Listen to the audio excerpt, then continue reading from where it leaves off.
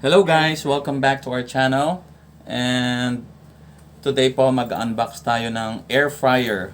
Nabili po namin ito sa Anson's Landmark dito sa Trinoma. So the price of this air fryer is 6,995 and naka-sale po siya. Regular price is 11,995. Nice. Okay, so let's check it out guys. And kung bago ka lang dito sa channel namin, don't forget to like, share, and subscribe, okay? And also, don't forget to hit the notification bell para ma-update ka pa sa mga future uploads namin. Alright, so check natin guys yung air fryer kung anong itsura niya and kung maganda ba and sulit. Alright?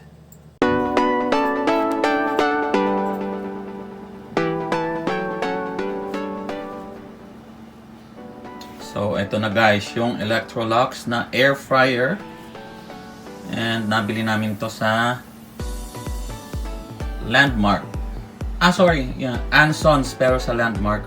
So nag-promo sila nung October 29 and it's just a one-day sale. So ayun. Ngayon, umpisa na nating i-unbox. So syempre dapat tanggalin muna yung tali. Ayan. May assistant tayo dyan guys. Okay.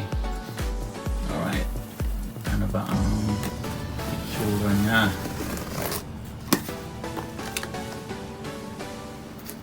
And as you can see guys, 5 liters siya. Ayan. 5 liters yung capacity niya or yung size niya. And yan yung model niya. Explorer 6.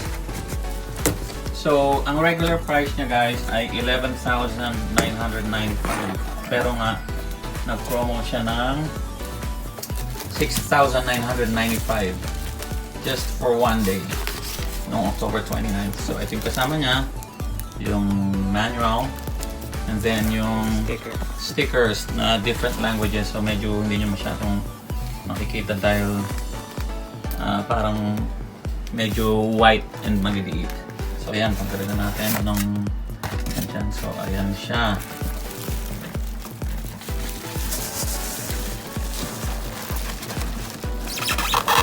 Alright.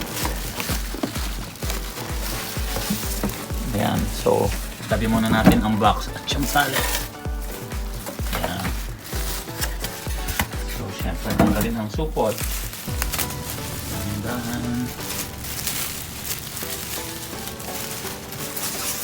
Actually guys, binuksan na ito kanina sa Trinoma para i-check lang. Tinesting lang kung umiinit. So, ayan. Alright. So, ayun yung pinaka-itsura niya. Now, para magkaroon kayo ng idea, sukatin natin kung ano talaga yung mismong size ng unit. So, yung lapad muna. So, hindi ito. Pag ganyan yung taas. So, ayan. Ilan ba?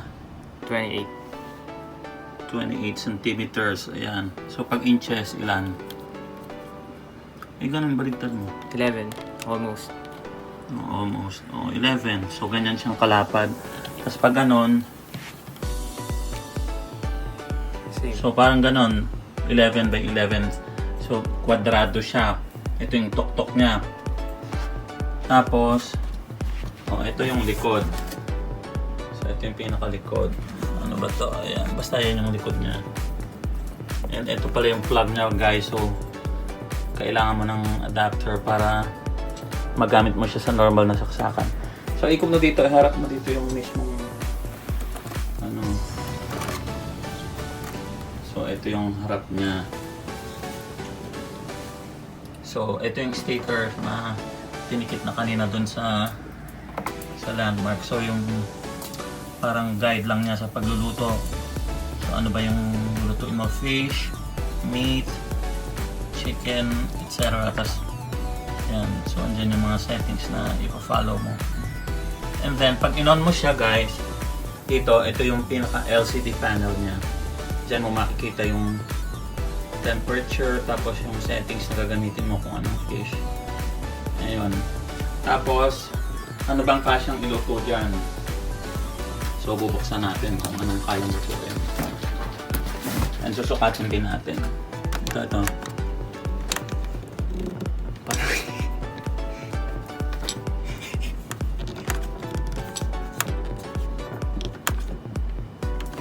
Hindi, nakadikit kasi. Yung mga gilid, may mga tape. Yan ang nakalimutan tanggalin. Siyempre, binalik ulit nila.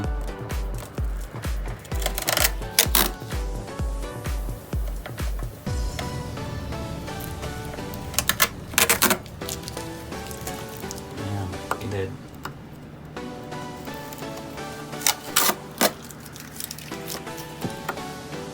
$2,000 years later.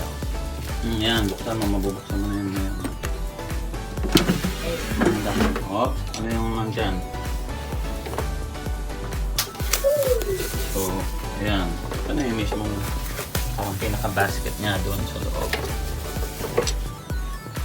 Tapos may kasama mong ganito guys. Kasi pag mag-grill ka, so ayan.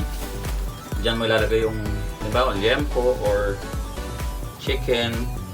Papatong mo siya dyan. And then, based on their explanation, convection type din siya. So, umiikot yung init niya. Parang convection oven. Hindi mo na kailangang bali-baligtarin para mabalance yung kulay nung pinibake mo. So, syempre, dapat nakaangat, hindi nakasayad dun sa pinaka-base niya. So, susukatin ulit natin, guys. So, ito, sukatin mo ganong kahaba ba itong freebie na to. Yan. 18. 18 centimeters o yung ganon. Mukhang square din siya. Ayan, 18 by 18. Ayan, 18 by 18. So sa inches, baliktad mo 7. Ilagay mo dito. Para yung actual nakikita. So ayan, 7 inches. 7 by 7 inches. So, ayan, dito, yung actual naman itong butas. So, ayan. Nakikita nyo guys, no? Parang 8.5 inches. And then, Almost 22.